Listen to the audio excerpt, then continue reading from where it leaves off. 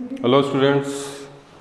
तो कल हमने शुरू किया था सांद्रता, ठीक है। और सांद्रता को हमने दो भागों में भी पढ़ा था, एक तो ताप निर्भर होगा और दूसरा ताप पे निर्भर नहीं होता है। तो हम आज बात करने वाले हैं ताप निर्भर जो सांद्रता है उसके बारे में, यानी ये ताप के साथ परिवर्तित होती है, इसका ताप से सीधा प्रत्यक्ष प्रभाव पड़ेगा। ऐसे पद को हम सांद्रता निर्भर, ताप निर्भर सांद्रता पद कहते हैं। इसमें सबसे पहला यदि हम देखें प्रतिशत द्रव्यमान आयतन, इसे हम परसेंट W/V से डिनोट करते हैं। तो द्रव्यमान बटा आयतन, यहाँ पे हमें एक बात ध्यान देनी है कि ये जितने भी सांद्रता पद है इसमें सिर्फ एक पद को छोड़कर बाकी जितने भी पद होते हैं इनमें ऊपर जो है यहाँ पे विलेय की मात्रा आती है और नीचे इसमें रहता है विलयन, विलयन की मात्रा, यानी विलेय की मात्रा को विलयन की मात्रा से विभाजित करना है तो इसमें सांद्रता जो है वो हम निकाल सकते हैं। सिर्फ एक ही पद है जो है मोललता। मोललता के अंदर हम क्या करते हैं कि विलेय की मात्रा को विलाय की मात्रा से विभाजित करेंगे, ये रहेगा। सिर्फ मोललता के अंदर ये ऐसा होगा, बाकी जितने भी हम सांद्रता पद पढ़ेंगे उन सब में विलेय की मात्रा को विलयन की मात्रा से विभाजित करके हम सांद्रता निकालेंगे, ठीक है। तो देखो सबसे पहले है प्रतिशत द्रव्यमान बट्टा आयतन। तो द्रव्यमान किसका होगा? विलेय का होगा, और आयतन किसका होगा? विलयन का होगा। तो इसका सूत्र क्या हो जाएगा? पहले परिभाषा लिख देते हैं। विलेय की ग्राम में मात्रा जो विलयन के 100 ml भाग में उपस्थित है, इसे हम कहते हैं प्रतिशत द्रव्यमान बटा आयतन। प्रतिशत है इसलिए हम 100 भाग लेते हैं, आयतन है इसलिए ml में लेते हैं, द्रव्यमान है तो ग्राम में लेते हैं। तो इसका फॉर्मूला क्या होगा? परसेंट W/V बराबर विलेय की मात्रा या विलेय का द्रव्यमान, विलेय का द्रव्यमान ग्राम में लेना है बटे विलयन का आयतन, विलयन का आयतन, इसे हमें ml में लेना है और प्रतिशत है इसलिए 100 से गुणा करना है। इस सूत्र से हम प्रतिशत द्रव्यमान बटा आयतन निकालते हैं। विलेय का द्रव्यमान जो है इसे WB से दिखाते हैं। तो परसेंट W/V बराबर क्या हो जाएगा? WB विलेय की मात्रा बटे V सॉल्यूशन, VSOL विलयन का आयतन ml में इंटू 100, ये इसका फॉर्मूला रहेगा। इस फॉर्मूले से हम प्रतिशत आयतन निकालते हैं, प्रतिशत द्रव्यमान आयतन। समझ में आ रही बात? तो देखें इसमें एक न्यूमेरिकल करते हैं, एक आंकिक प्रश्न करते हैं।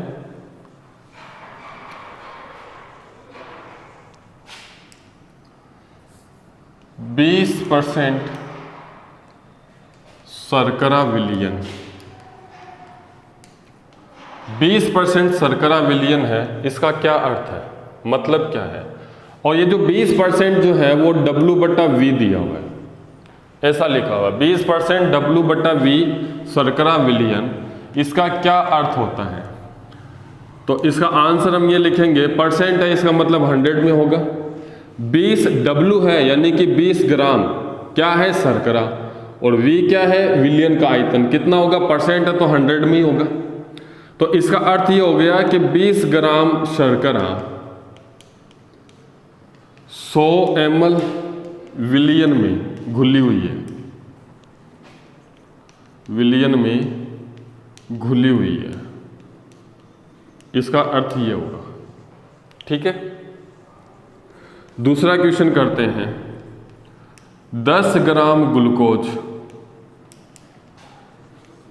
को 90 ml जल में घोलकर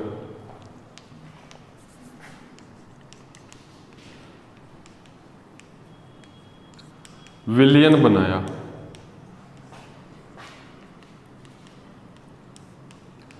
इस विलयन की प्रतिशत W/V ज्ञात करो। एक विलयन बनाया गया ग्लूकोज का, जिसमें ग्लूकोज 10 ग्राम घुला हुआ है और जल की मात्रा कितनी है 90 ml। तो विलयन कितना होगा? जल तो हो गया विलायक और ग्लूकोज हो गया विलेय। तो विलयन क्या होता है? विलेय प्लस विलायक। लेकिन यहां विलेय ग्राम में है और विलायक जो है वो ml में है, तो ये कभी जुड़ते नहीं है, क्योंकि जब दो अलग अलग भौतिक राशि दी हुई है तो दो अलग भौतिक राशियां कभी भी ऐड नहीं हो सकती। जब भौतिक राशियां यदि समान है, इनकी इकाइयां जब समान है, तो भौतिक इकाई समान होने पर ही हम उनको जोड़ सकते हैं, अन्यथा हम उन्हें ऐड नहीं कर सकते। तो यहाँ पे ये ग्राम में है और ये ml में है, तो ये कभी ऐड नहीं होगी। तो ऐसा कभी मत कर देना कि विलेय ग्राम में दिया है, विलायक दिया हुआ है, तो विलेय और विलायक को जोड़ के हम विलयन बना लेंगे, ऐसा कभी नहीं होता। इस प्रॉब्लम के अंदर जो जल है वही विलयन होगा, क्योंकि जुड़ेगा नहीं ये। तो इसे हम सॉल्व कैसे करेंगे? हमें निकालना है प्रतिशत W/V। तो इसके लिए हमने फॉर्मूला लिखा था विलेय का द्रव्यमान बटा विलयन का आयतन इंटू 100। विलेय का द्रव्यमान कितना है? 10 ग्राम है। विलयन का आयतन कितना है? 90 ml है। इंटू में क्या करना है? 100 करना है। तो डिवाइड कर लो, तो 100/9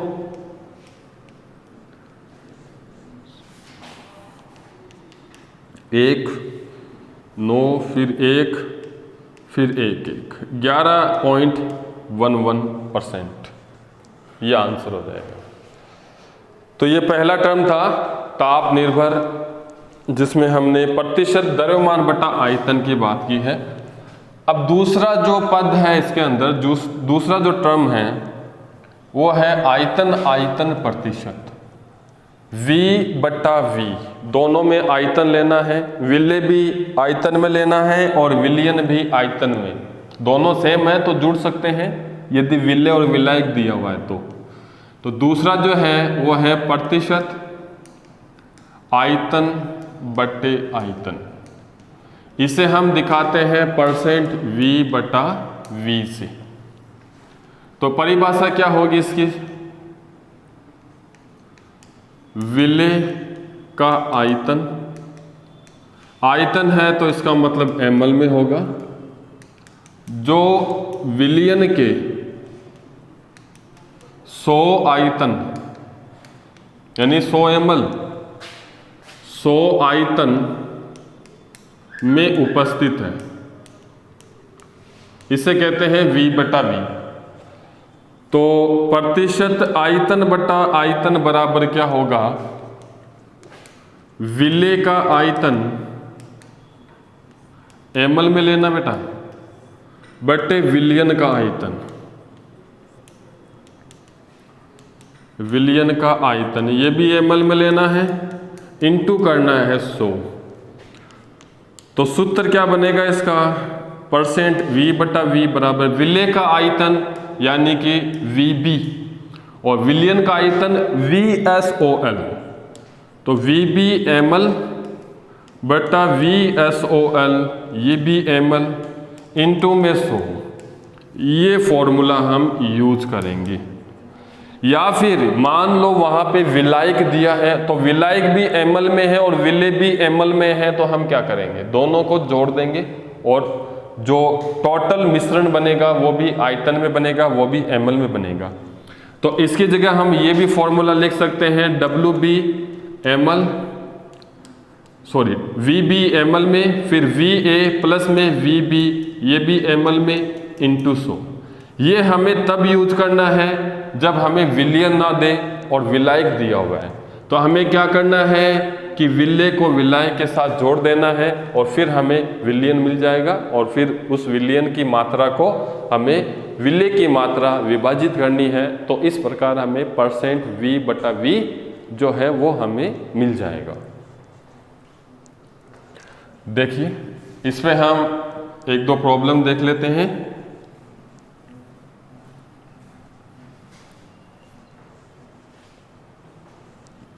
क्वेश्चन करते हैं अपन पहला। ऐसा लिख दिया 2% V/V 80L विलयन। क्या मतलब हुआ? 2% है, V/V है, इसका मतलब है 2 ml 80L जो विलयन के 100 ml में उपस्थित है। ठीक है, दूसरा क्वेश्चन करते हैं। 10 ml एथेनॉल C2H5OH को 100 ml जल में घोला, जल में घोलकर विलयन बनाया। इसका प्रतिशत V/V ज्ञात करो। अब देखो यहाँ पे एथेनॉल है विलय और जल है विलायक, तो विलयन कितना हुआ? दोनों ml में है तो 110। तो आंसर इसका क्या होगा? %V/V बराबर में VB कितना है इसमें? 10 ml है, और V आयतन जो विलयन का है वो कितना है? 10 ये हो गया, 100 वो हो गया, 110 ml। इंटू में क्या करना है? 100, 0 से 0 काट दो, तो 100/11। ठीक है, तो 9.9% ये आंसर हो जाएगा इसका। ठीक है,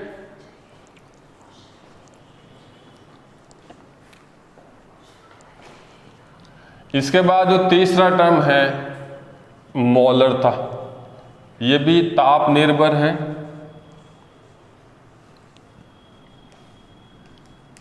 मोलरता इसे हम कैपिटल M से दिखाएंगे। मोलरता क्या होती है? जब हम किसी विलय की मोल की संख्या को विलयन के आयतन से डिवाइड करते हैं, यानी विलय के मोल को यदि विलयन के आयतन से विभाजित कर दें तो हमें मोलरता मिल जाएगी। तो मोलरता की परिभाषा क्या होगी?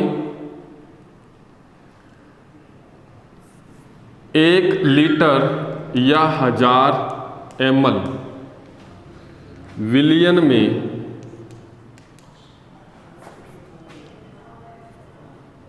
उपस्थित विलय के मोलों की संख्या, मोलों की संख्या इसे हम NB से दिखाते हैं, को उस विलयन की मोलरता कहते हैं। उस विलयन की मोलरता कहते हैं। 1 लीटर या 1000 ml विलयन का आयतन होगा। इतने आयतन में कोई विलय उपस्थित है तो उस विलय के मोलों की संख्या जो होगी उसे हम कहते हैं विलयन की मोलरता। तो परिभाषा से इसका सूत्र बनाते हैं, तो मोलरता बराबर कैपिटल M बराबर विलय के मोलों की संख्या, विलय के मोलों की संख्या, इसे हम NB से लिखेंगे। बट्टा में क्या होगा? विलयन का आयतन, विलयन का आयतन लीटर में। ठीक है, परसेंट नहीं है तो 100 मत लगाना क्योंकि परसेंट नहीं है ये। सूत्र क्या हो जाएगा? M बराबर NB/VSOL लीटर के अंदर। ये फॉर्मूला इसका फर्स्ट। अब इस फॉर्मूले से यदि आपको मोलरता दी हुई है, आपसे क्या पूछा जाता है, मोलों की संख्या, तो मोलों की संख्या हम निकाल सकते हैं किसी भी दिए गए विलयन के लिए। NB बराबर मोलरता गुणा विलयन का आयतन, ये हो गया इक्वेशन नंबर 2। तो मोलों की संख्या भी हम निकाल सकते हैं यदि कोई विलयन दिया हुआ है जिसकी मोलरता ज्ञात है, आयतन भी हमें दिया हुआ होगा, आपको मोलों की संख्या बतानी है। तो NB बराबर क्या होगा, NB बराबर M गुणा V आयतन। अब यहाँ पे देखो मोलों की संख्या हम कैसे निकालते हैं, मोलों की संख्या यानी कि N बराबर हम निकालते हैं दिया गया द्रव्यमान यानी कि W बटा मोलर द्रव्यमान MW, इससे हम मोलों की संख्या निकालते हैं यानी कि N बराबर W बटा MW। हमें विलय का निकालना था NB, तो NB बराबर क्या हो जाएगा, NB बराबर हो जाएगा WB बटा MB। MB क्या है, विलय का मोलर द्रव्यमान, विलय का मोलर द्रव्यमान। इस सूत्र को हम इसमें रख दें, सूत्र जो था फर्स्ट उसमें रखें, तो एक फॉर्मूला हमारे पास और बन जाएगा, M बराबर WB ग्राम में बटा MB, ये ग्राम पर मोल में होता है, इंटू V आयतन लीटर में। एक फॉर्मूला ये भी बनेगा, इक्वेशन नंबर 3। अब यदि ये जो सॉल्यूशन है वो हमने लीटर में लिया है, इसे हम ml में लेंगे, तो M बराबर WB ग्राम में बटा MB इंटू में V आयतन ml में ले लिया, तो बट्टे क्या हो जाएगा 1000, क्योंकि ये जो WB था वो पहले लीटर में था, अब उसको हमने ml में कन्वर्ट किया, तो हमें क्या करना पड़ेगा, बटा 1000 लगाना पड़ेगा। बटा 1000 का मतलब ऊपर चला जाएगा ये, तो WB के गुणा में आ जाएगा, तो M बराबर WB इंटू 1000 बट्टे MB इंटू में V सॉल्यूशन ml के अंदर। ये लास्ट फॉर्मूला है जिससे हम मोलरता कैलकुलेट करते हैं, इक्वेशन नंबर 4। तो किसी भी सूत्र से हम किसी भी विलयन की मोलरता निकाल सकते हैं। अगले क्लास में हम इसके जो आंकिक पर्सन है, कुछ न्यूमेरिकल है, वो न्यूमेरिकल प्रॉब्लम डिस्कस करेंगे, और इसके कुछ और भी फॉर्मूले हैं जो हम मोलरता हम निकालने में यूज़ करते हैं, तो वो भी हम देखेंगे आगे। बहुत ही महत्वपूर्ण टर्म होती है केमिस्ट्री के अंदर, जब हम केमिस्ट्री में सॉल्यूशन जो होता है, विलयन जो होता है, उसके अंदर जब हम ये प्रॉब्लम डिस्कस करते हैं, तो मोलरता जो शब्द है वो बहुत ज़्यादा यूज होता है, बहुत जगह यूज होता है, ठीक है। और इसमें ये जो मोलों की संख्या है ये आपको आनी चाहिए।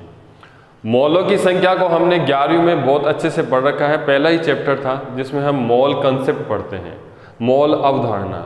तो उसमें मैंने आपको बताया भी था कि हम मोल कैसे निकाल सकते हैं। मोल हम निकाल सकते हैं द्रव्यमान से, मोल हम निकाल सकते हैं कणों की संख्या से, मोल हम निकाल सकते हैं गैस के आयतन से। तो किसी भी तरीके से हम मोलों की संख्या निकाल सकते हैं। तो आपको ये जो मोल है ये आपको 11वीं की केमिस्ट्री से अभी और पढ़ना है। तो आपको जो होमवर्क है वो यही है कि आप पिछले साल जो हमने जो मोल कंसेप्ट पढ़ा था उस कंसेप्ट को एक बार वापस देखें और इस चीज़ को थोड़ा और ध्यान से पढ़ें, ताकि ये जो टर्म है मोलों की संख्या ये हमें क्लियर हो जाए, ठीक है। तो आपको ये देखना है। दूसरा आपको देखना है मोलर द्रव्यमान। बहुत सारे हमने मोलर द्रव्यमान की बात की थी, मैंने आपको बताया भी था, एग्जाम्पल भी करवाए थे। तो वो सारी चीज़ें आपको 11वीं की केमिस्ट्री जो है वो पिछले साल की, उसमें आपको ये चीज़ें ज़रूर देखनी है, ज़रूर पढ़ना है, ठीक है। आज की क्लास हम यही ख़त्म करेंगे। अब हम अपनी अगली क्लास में मिलेंगे जिसमें हम मोलरता से संबंधित कुछ क्वेश्चन करेंगे। ओके।